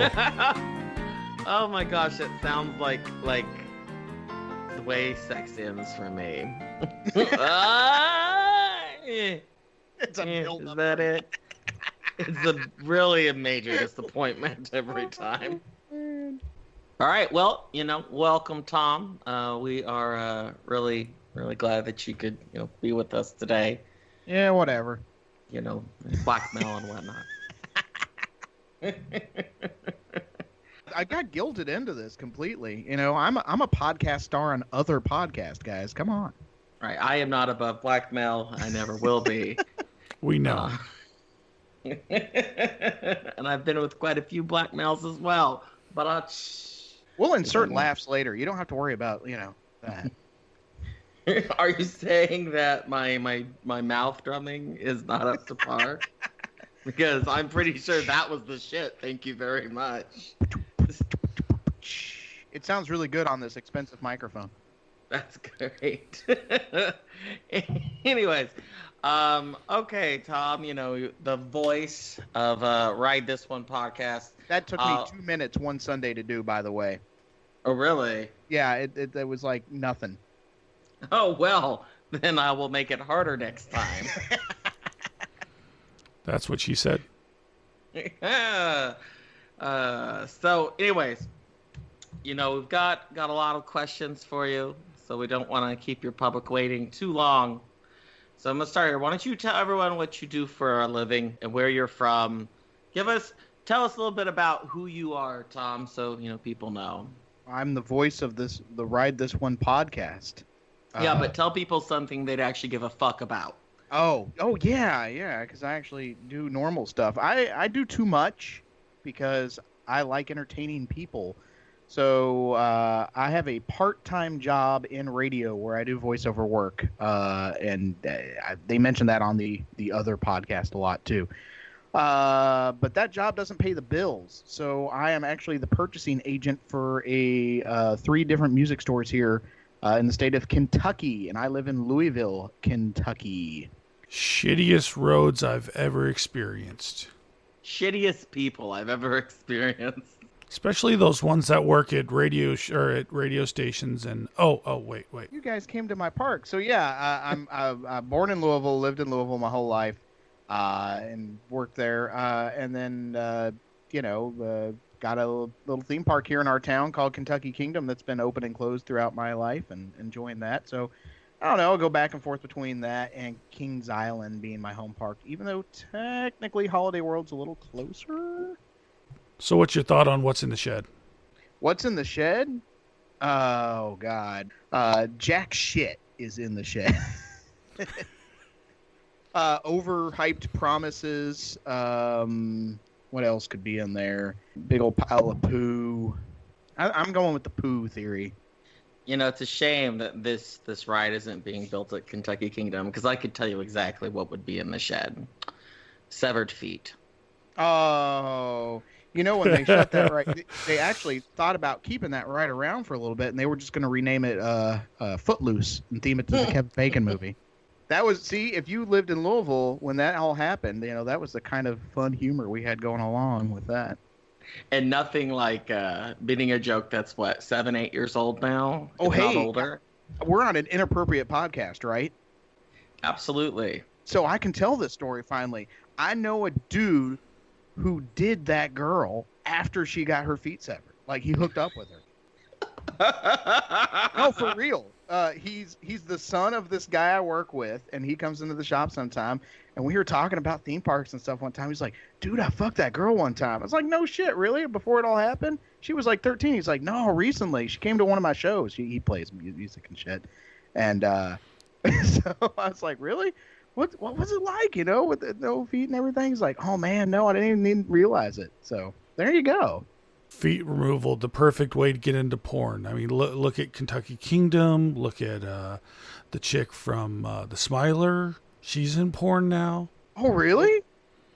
I don't know if it's porn, but she was a centerfold in one of the magazines. That was one of the recent headlines. They do that over there in England. They just put naked people in their, daily newspapers. Yeah, just now for that fun. we have President Trump, that's going to happen too every day. But it's going to be like, weekly pictorials and the sexy women who are getting deported. Don't make me laugh when I'm drinking my beer. That's wrong. It'll be. All right, what questions you got for me here? You're interviewing me, apparently. Well, loosely. Kentucky Kingdom's your home park. How do you feel about their amazing new ride that they're putting in for next year? Well, the serious answer is to give them a little bit of credit. What little credit I can give them, they're at least not calling it a roller coaster. Fair. They're at least saying we're adding a new ride, and they're not upping their coaster count on it like Six Flags tried to do. So, but the joke answer is Eye of the Storm. What the fuck? Come on. They're putting it where they used to have this drag racing track. It's kind of right over there by Storm Chaser. So, I mean, it'll fill in that area.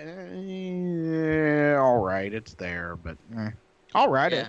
They need a launched coaster. That's what they need. There's nowhere to put it.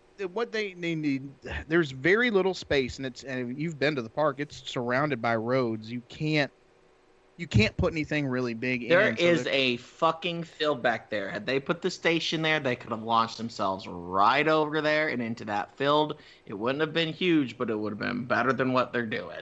They need to tear down the Batman theater that Six Flags built for the stunt show, and then put something back there. They need to get rid of T3. Well, yes. They just need to get rid of the restraints on T3. Just let you die on it. It would be almost better. Almost. No, I have a love-hate relationship with my home park. I love that it's there. As I tell a lot of my friends, if I got a season pass, I can literally walk out my front door and in 15 minutes be on a roller coaster because it's that quick of a drive over. It's an 8-minute drive from my house. So thank goodness. If you didn't have Kentucky Kingdom, the only ride that you would have in that state pretty much would be the hookers that are all over your town. Driving to get to Kentucky Kingdom, I really thought I was going to get carjacked multiple times. You drove down by Church. Yeah, that's the funny thing is Churchill Downs, every time everybody sees it on TV, it's this glorious place with all the rich people because they see it on the Derby. But man, if you've ever been around a racetrack, it's white trash haven, man. And so what surrounds the racetrack is nothing but strip clubs and waffle joints. You are correct. That is yeah. I'm actually offended that you insulted waffle joints because I am a fat person and I don't have to worry because only 3 people are going to listen to this. So that's true. Whoa, dude, you have high hopes for us. Damn. Thank you. So, if Kentucky Kingdom did what you wanted them to do, though, what would be going in that place where they're putting this shit right? It won't ever happen because Ed Hart, the owner, is on record as saying he doesn't like dark rides, and he's never going to put one in. And I think having a repeatable dark ride, even like they used to have when I was growing up as a kid, the building that has the 4D theater had an off-the-shelf Galaxy coaster, basically, in a dark room, and they put a mirror ball in the middle of it, and it was the most cheap version of Space Mountain you can imagine. But even a cheap rip-off Space Mountain was awesome. So even a dark coaster or something like that, some kind of awesome indoor ride is what I want them to build, but they never will. Well, fuck him, because he doesn't like dark rides, yet he allows Angry Birds 3D to exist. What the fuck was that thing? It's they have the theater, and they'll pay for the cheapest movie that they can get every year. It was. I got absolutely punked by that ride. My friend was like, "Whatever you do, you have to check that out." He's like, "I know it sounds stupid, but it's seriously the best thing in the park." I'm like, "You've got to be kidding me!" Yeah, he was fucking kidding me. That was the worst fucking thing I've ever done, and it was kind of embarrassing because it's me and 4 other grown adults. We're sitting in this theater with a bunch of 5-year-old kids, and I'm like, I promise we are not a roving group of child molesters. So if you were going to take us out to eat something after a hot, passionate date at Kentucky Kingdom, where would you take us to eat? What's the good food outside of the park? And we don't want the waffles. This is a real date. I mean, imagine getting romantic with me and Goliath. I mean, where would you take us? That's right. So I want to get laid by Slater and Goliath at the end of this. So I got to take you somewhere nice then. Exactly. Something that, is local, preferably. Are you drinking bourbon right now, Slater? Yes, I am. Okay, so one of my favorite places, and this is for reals, is a place down on Main Street in downtown Louisville. It's called Down One Bourbon Bar, and it's a play on words because it's literally down one level below street level. You have to walk down these stairs, and you're basically in what used to be an old parking garage, and it's got some of the best bourbon cocktails I've ever had. Delicious food. They have a speakeasy room that you get into by going through a British phone booth. They just have a British phone booth against the wall, and you walk into the phone booth, and then you push like a few buttons, and then the door opens, and you're in the secret speakeasy room. It's awesome. So what you're saying is it's bigger on the inside. Yes. It is the TARDIS restaurant. Their food is excellent, and they got more bourbon than you could ever imagine. Another one of my favorite places in town is a Mexican place called Migo, and they do tacos there, and they do expertly gourmet tacos. I took a buddy there a couple weeks ago. I had a buffalo cauliflower blue cheese taco. That was delicious. I think as food guys, you guys could appreciate that. They have the best lima beans in the world. And then whenever I just want to eat and drink, I usually go to Havana Rumba, which is the local Cuban place. And I get drunk on mojitos. I'm glad we can now go visit there. Right. Well, whenever they give me a reason to go back, which may not be a while. So are you a wood or are you a steel guy? We've got this thing going. Slater is a wood fanatic. Wood all the way, baby. That's what I heard. hate wood. I'm not a wood fan. I like my steel. Which one do you subscribe to?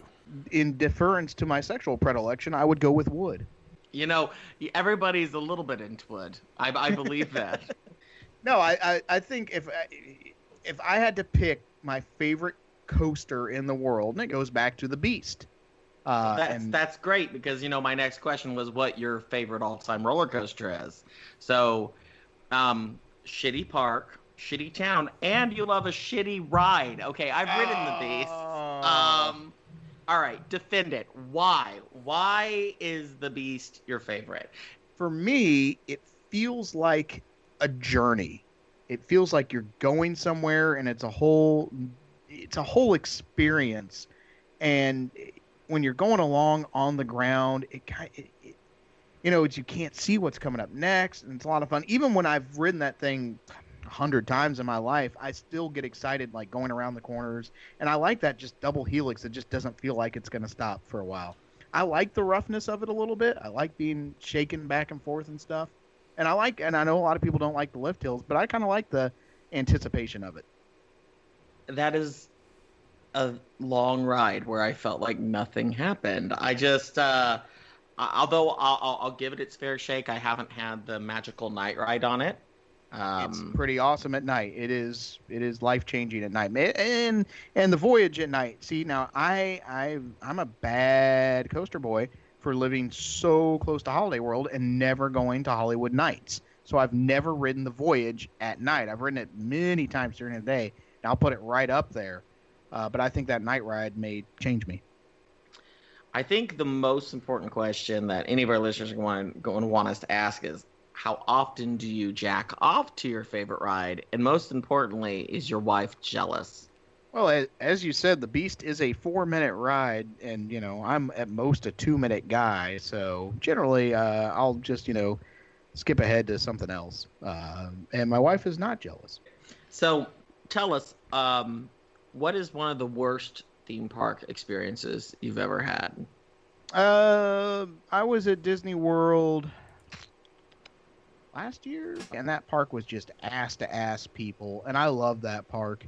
And I still managed to have fun, but there was a point about 2 o'clock where I turned to my wife, and I was like, I'm ready to throw in the towel. And we didn't leave because it was just a day trip from a 5-day trip at Universal, which was awesome. So listen up, Disney people. We liked our trip at Universal better, We gave you a bone day, and we didn't even have a good time then. Well, you went to Disney. What? You went to Magic Kingdom? Yeah, we went to we went to Magic Kingdom for a day. I hadn't been on the Seven Dwarfs Mine Train, and so I was like, well, if we're gonna be down there, we should at least head over there for a day.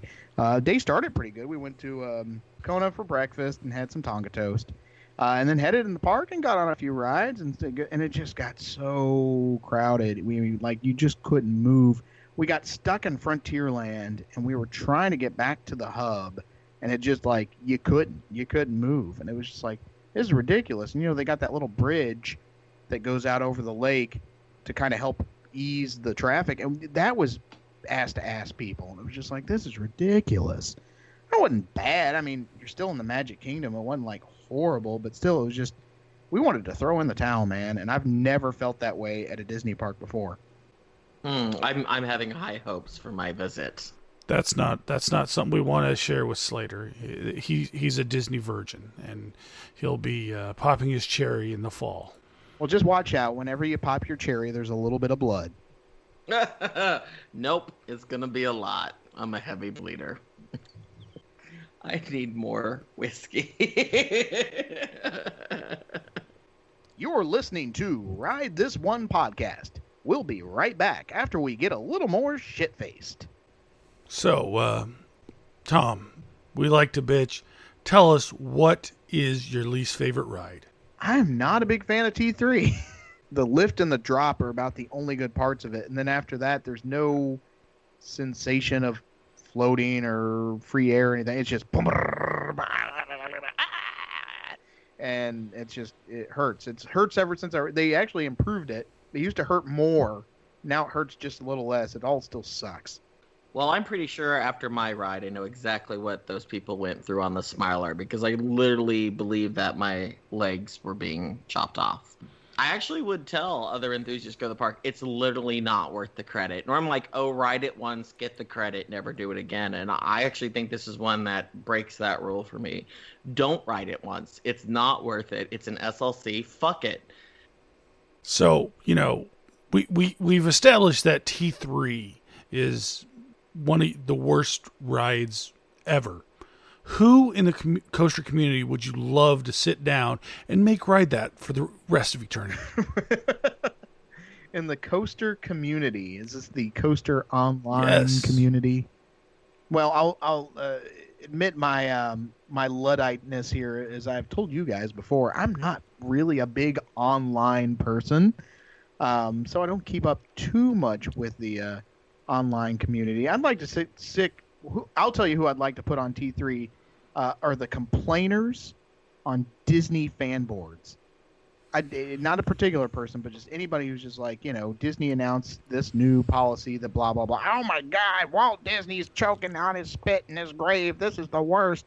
And this will never be as great as it was when I was blah, blah, blah. And usually it's like, these are kids in college and shit. And I'm like, dude, I was going to Disney World when you were in diapers, and it's not like that. Any of them, just make them ride T3 over and over again. Tell us about your dream park. What is a park that you would love to experience? I'm going to play the Disney fan card again here and say Disney Sea. I think that's probably the go-to for Disney fans, because it is highly themed and it's original. It's not like any other park on the planet. I mean, sure, they have a few copies of this and that, but it's all different. I got a buddy who went to Japan 10 years ago, and he had one day, and he did, on his whole Japanese trip in Tokyo, and he chose that day to go to Disney Sea. And brought me back chopsticks from there, which are some of my most prized Disney possessions. But showed me pictures, and it's just jaw-dropping. It's an amazing place. So there's not shit everywhere, huh? That's on mainland. That's Shanghai. That's Shanghai. That's China. If you got Chinese and Japanese confused face to face, oh my God, you would not live to tell the tale. They both use chopsticks, right? So, anyways, if you could choose one ride then at Disney Tokyo Sea to have an explicit sexual encounter on, which ride would you choose, and why would you choose that ride? So they got a copy of the Indiana Jones ride there, the one that they have at Disneyland, the Temple of the Eye on the Jeep and stuff. I would do that because it's in the dark and it's long, and the Jeep's like, it goes along the track, but it also like vibrates and shakes up and down and stuff. That might be an interesting experience. Now, most importantly, though, are you going to be the top or the bottom in this situation? Yeah, I'll be top on that. It's a good thing to imagine, but we have a project called the Coaster Sutra, and we're kind of needing help. So if you could describe in detail how you would do this for our listeners, we could definitely use it. Some good descriptions, because I'm going to need to draw some photos. Well, if we're gonna describe, let's switch it. Let's put me on the bottom, or let's have a how they have a front. They have 3 rows in that thing, and then there's the front row has the fake steering wheel, right? That you can kind of like pretend you're doing. So I'll be sitting right behind the steering wheel, and my partner will be straddling me and using the fake steering wheel behind me, in front of me as support. So I can have sex, yet also look at the ride at the same time. And she's going to have her back, to the ride and can't see anything. What's that move called? What would we call that? We'll the reverse Indiana? We'll call it Throw Me the Whip. Throw Me the Whip. So I think everyone is wondering, how the fuck do you know us? That other podcast? We're pretty...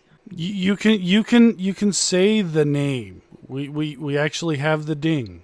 Oh, so coasterradio.com. And there's the ding. There we go. Yeah. I met Goliath at Dollywood this past year and hung out with him for a day.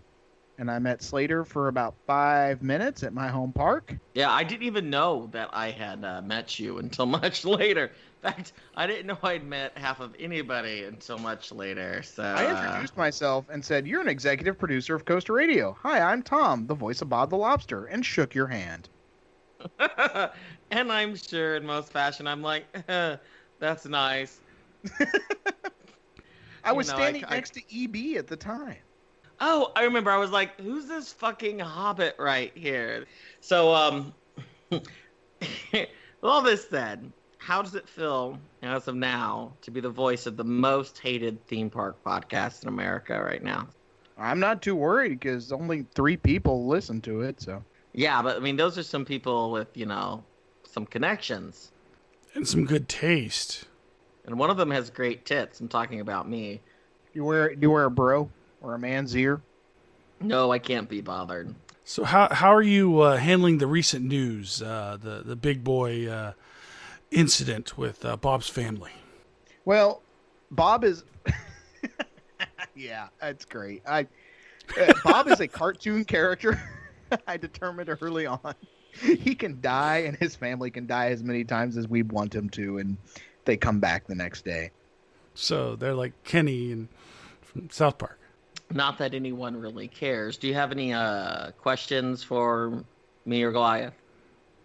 Why are you doing this podcast, and who do you think's going to listen to it? That's a good fucking question. I'm listening to ourselves right now, and all I can think is, Jesus fucking Christ, you guys are boring. Yeah, there's only going to be 3 people listening.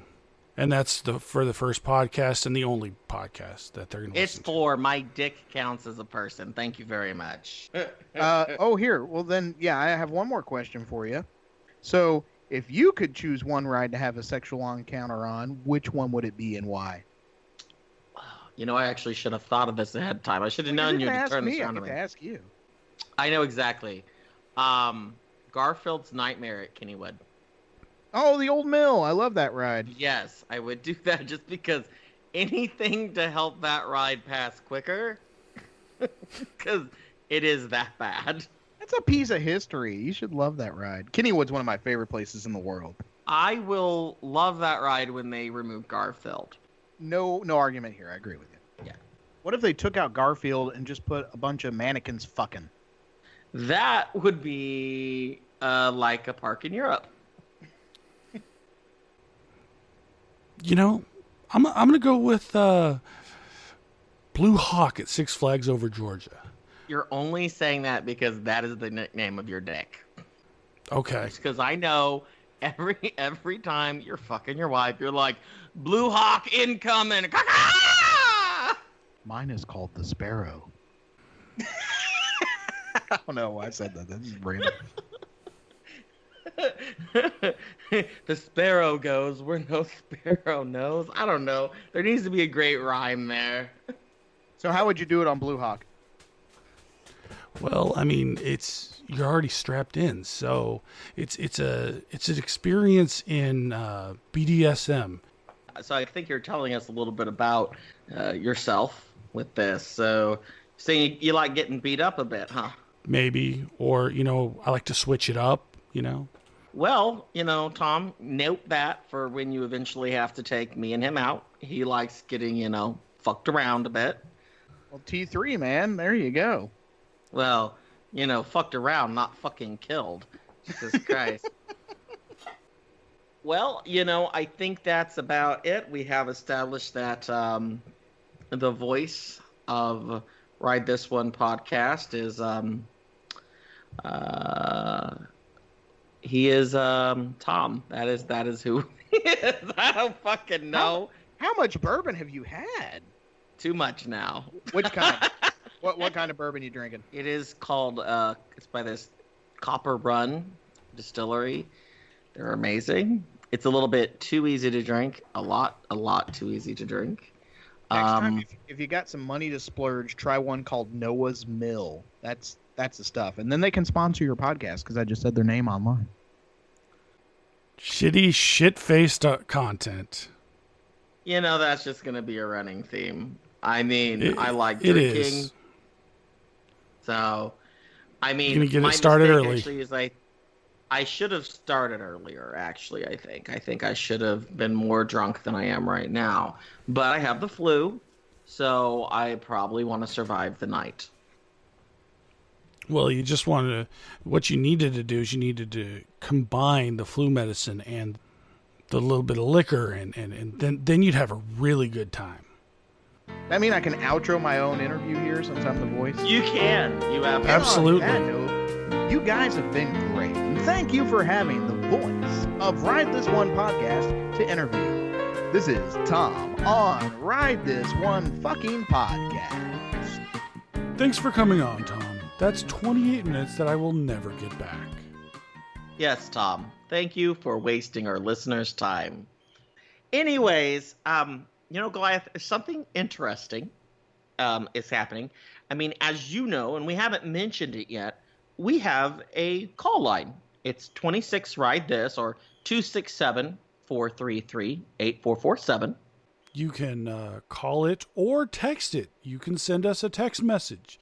And actually, we just got a text. It says, "Hey, Ricky." So, hey, person, I don't know who the fuck you are, but hi. We are not Ricky. Should we respond? Well, this is what we need to do. We should respond to this person that says, "Hey, Ricky." But you know what? Let's let our listeners decide. What should we respond to this person?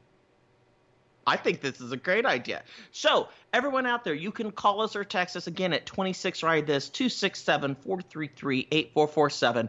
Tell us what we need to respond to this stranger looking for Ricky. And we're going to see if he has anything to say.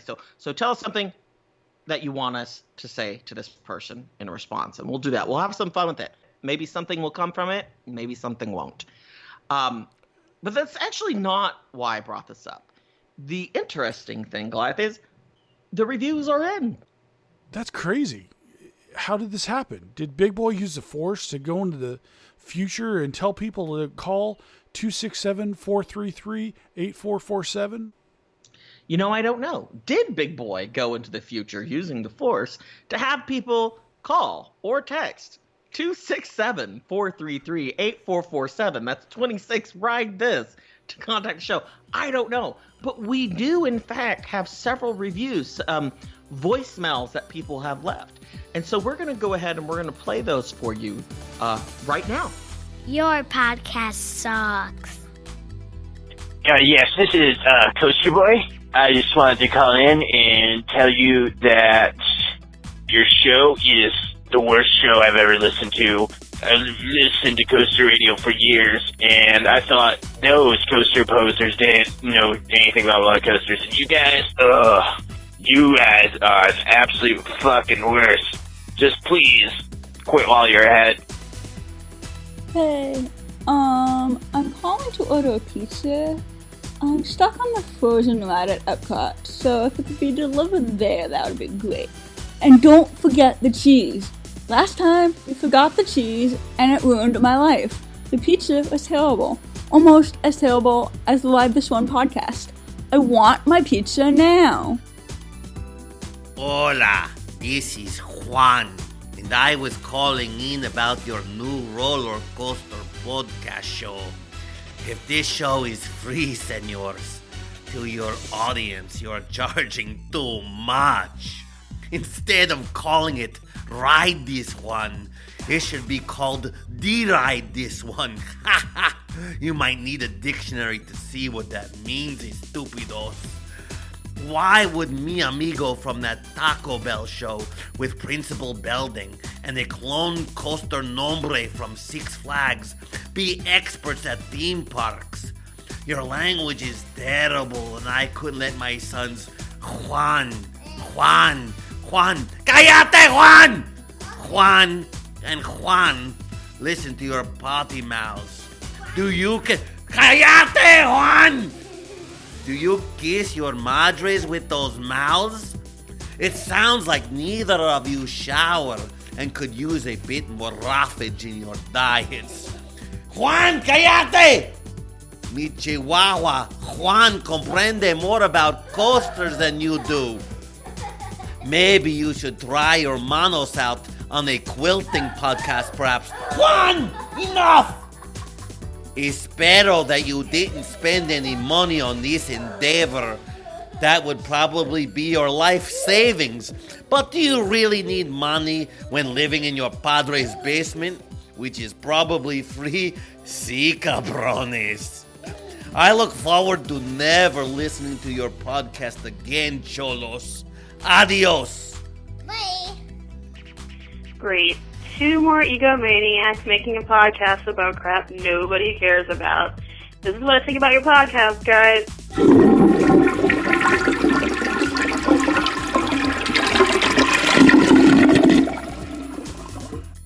Hi, I'd like to call in a review for Ride This One podcast. My name's Tom. You probably heard me on the show because I'm like the voice of the show, and I'm offended that I am actually part of this show. I wish I could go back in time and take my voice away from you guys, because this is the worst piece of trash that has ever been put on the internet, and I'm including 2 Girls, 1 Cup in that mix. I feel insulted to be part of it and to have to listen to it, and I will never let my friends or family know anything about it because I don't want them to cry themselves to sleep at night knowing that I'm a part of it. So, go fuck yourself, Ride This One podcast. Well, fuck you guys too. You suck. You don't need to listen to our podcast. Go in and unsubscribe. If you don't like it, fuck off. Yeah, fuck off. Fuck you, Tom. Fuck Juan. We don't sell pizzas. This is not a fucking pizza place. Hey, Slater. I just checked the voicemail. You gotta listen to this. This is. You have to listen to this. I don't know how to describe it more than this is a must listen. Okay. Well, go ahead and play it. Hello. My voice may sound familiar to you, but I assure you, I am not that douchey asshole who does a weekly theme park podcast. CoasterRadio.com. What a dumb fucking name of a show that is. No, this is evil Mike Collins. I'm sure you've heard that other piece of shit that likes to call himself a theme park expert. He's a douche. He's a fuckface. He doesn't know what the fuck he's talking about. He's an asshole. And all I hope is that you guys, on the Ride This One podcast, which is a better fucking name if you ask me. In fact, if I know this is radio, but I'm holding up one middle finger on my right hand and one middle finger on my left hand. And as far as I'm concerned, the two of you can each have a seat and sit and spin. Motherfuckers. Good luck with your fucking show. It's just what we need, another fucking theme park podcast. Jesus. I mean, how many of these do we have? We have all the fucking Disney guys running around with their pixie dust. And then we got the assholes talking about Cedar Point and fucking Kings Island over and over. What's in the fucking shed? Who cares what's in the fucking shed? Just go to the fucking park and enjoy yourself. Jesus. Ugh. Anyway, I'll listen to your show. I'll give it a fucking shot. It's better than those two assholes, Mike and EB. I'm sick of their fucking bullshit for 11 years. You'd think they would have something else to go fucking do. But no. Sit around every week. Theme parks, Patreon, give us money. Sick of those guys too. But anyway, I wish you guys luck. Gonna need it. Theme park podcasting isn't that great. Well, why don't you talk about women or something like that? I mean, that is where the money is. And let's face it, that's what podcasting is about, making fucking money. You know what I'm saying, dudes? Jeez, so I'm with you. I'm behind you. It's for nothing else that I hope you do a better job than those two assholes over at Coaster Radio. Put them out of fucking business. All right, good luck. Oh my fucking God. What the fuck did I just listen to?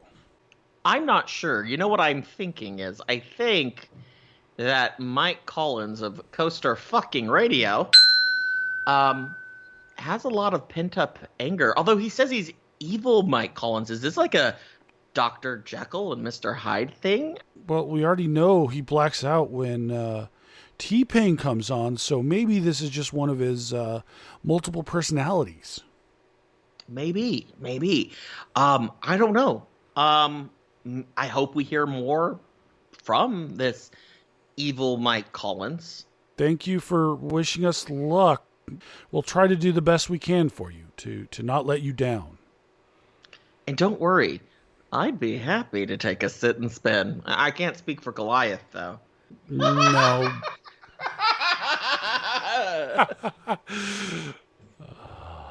And this is why you can't let your kids listen to our show. You know, my only regret right now with this show is that we haven't been more filthy for you all.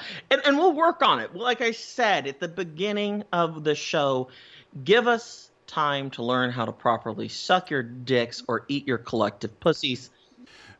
My friend from England said that foreplay is super important. So you could think of this episode as foreplay for the audience. This is just the beginning.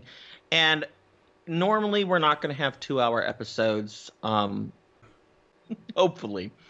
But going back to us being truly serious for just a moment. Thank you guys so much for listening to our first episode of Ride This One podcast.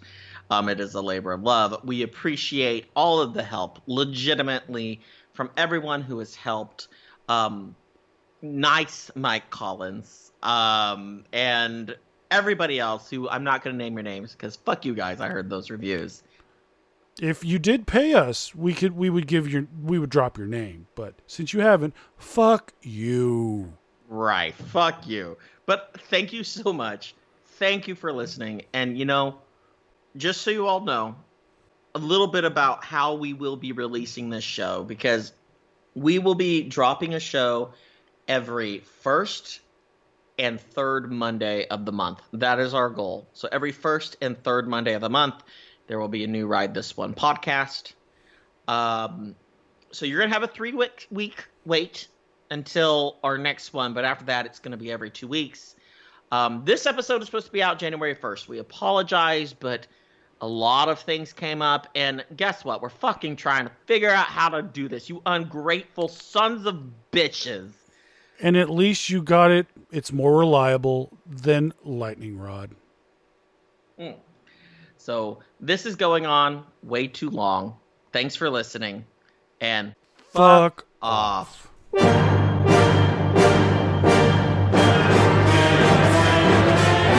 Ride This One Podcast. If you want family friendly, go listen to Coaster fucking Radio.